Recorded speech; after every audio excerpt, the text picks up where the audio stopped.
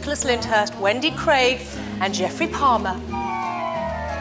Love makes your heart feel strange. Have you had a nice birthday then? Yes, thank you. 60, eh? I don't know how you do it. I looked 60 when I was 40. Now I'm 65, I look 78. If I ever make it to 70, I'll look... Dead.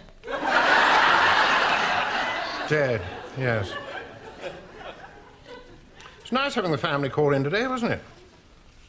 What was it that young Sophie said about the dessert? She said, I can't see through your jelly. Grandma. That was it. She's a bright child. I only wanted children, not grandchildren.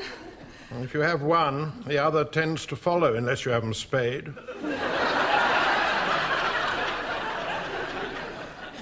Hey. Look at me.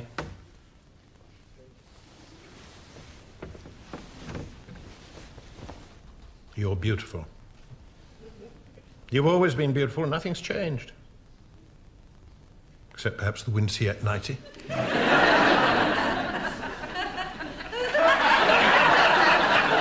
And now we seem to have gloves. They're for my hands to keep them from fossilizing. I see. No, you don't see. My hands aren't like yours, you know, ferreting amongst people's teeth. My hands have been in some very strange places. My hands have had to peel potatoes, root in bins, empty Hoover bags, pick up dropped things. When there are 3 men in the house, you'd be surprised at the things they drop. I just picked up... It's all right, there's no need to go into details. We've only got 5 minutes of life. When you're young, there's no hurry. Your skin fits you like pure silk. You can see the tiny roses on the wallpaper quite clearly. Your knees spring like young branches. There's a shrill, clear song in your head. Then one day you're lying there with your breasts lolling about in your armpits. I'm sure we know. Your stomach rising like some giant sponge cake. So you lie there with your eyes all screwed up, trying to get the pink roses, which you think are black dots, into focus. Look, wouldn't it be better to wear a bra and get some glasses?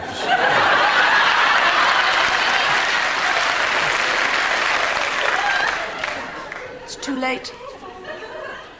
It's then you realize that Mother Nature has visited you somewhere in the night and nicked the magic. And in its place, she's left a very old, dried flower arrangement. Well, it's time to run, isn't it?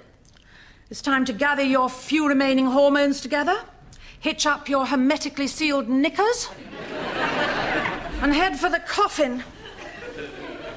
I hope you've warned the local funeral director about your impending visit. I've got a feeling that the hermetically sealed knickers might throw him.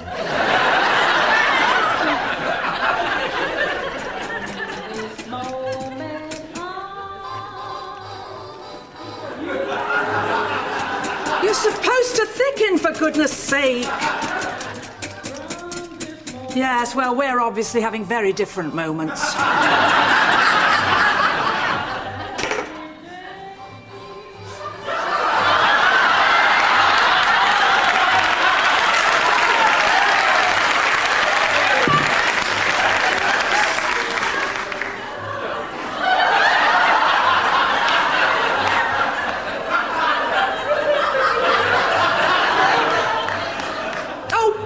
Together, you stupid nubile woman. Come on.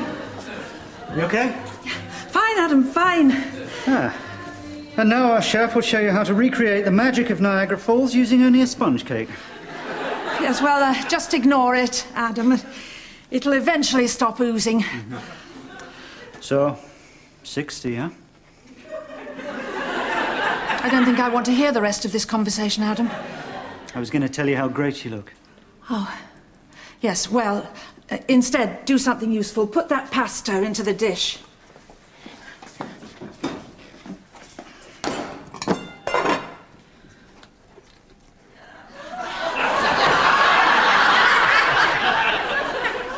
Wow, bouncy castle. I tell you what, instead of blowing the candles out, you could always detonate the pasta. Adam, usually I love your little jokes, but not today. Why don't you go back into the living room and make your father laugh? Oh, spent my entire teenage life trying to do that. He doesn't use his mouth for trivia, only for bollocking. Yes, well, you turned out all right, didn't you? You've got a lovely wife, a lovely job, a lovely child. Oh, yeah, nearly forgot. They'll be along later, but Sophie made you a card. Oh, how sweet. I think she's going to be artistic, you know. The teacher chose that drawing to put up on the board on Parents' Day. Well, yeah, I mean, it's supposed to be a sort of primitive style, you know. So it's supposed to be stiff and gangly and awful. Adam, in my life, I have had some bad days, but nothing quite as bad as this one. Your father, amongst other things, bought me an electric beauty kit. He hadn't noticed that it was for necks, which look as though they've just been wrung. The meal which you are all about to sit down to is, to use a modern word, crap. My granddaughter obviously thinks I look like a bow-legged version of olive oil. Come on, Mum, you mustn't let 60 get to you. Look, you've done it all. The hanging out, the tight skirts, the glossy lips, lashes to die for, pulling all the guys, all that stuff. So, now it's just time to sit back.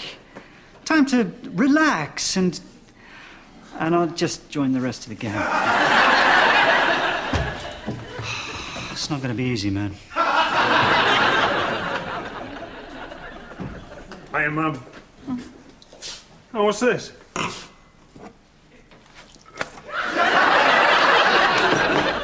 Cool. Latex pudding. Another drink for Amanda. She's still upright, then?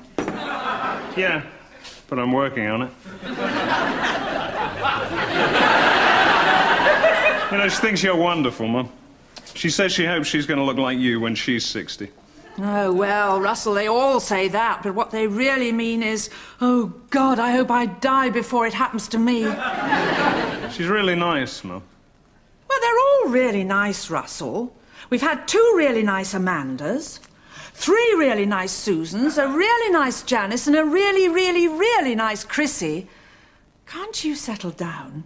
Hey, I'm having a great life. I'll settle down when I'm 50-ish. Guys can do that, you see. Not like us. We have to cram it all in before our skin puckers.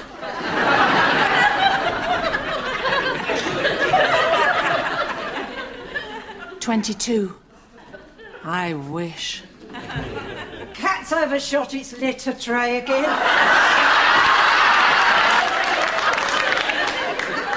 It's all up the wall.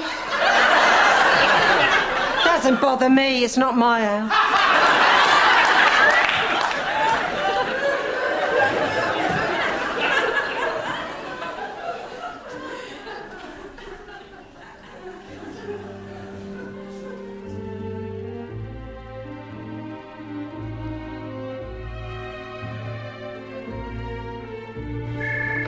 Hello? Ria?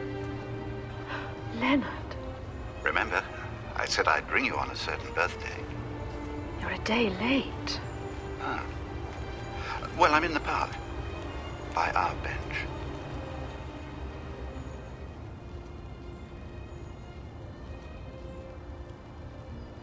Leonard? Ria?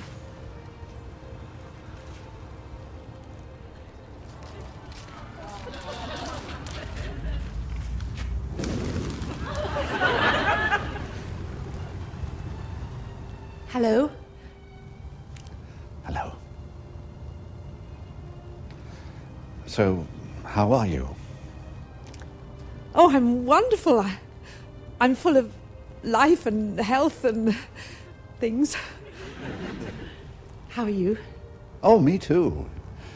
Full of life and health and hope.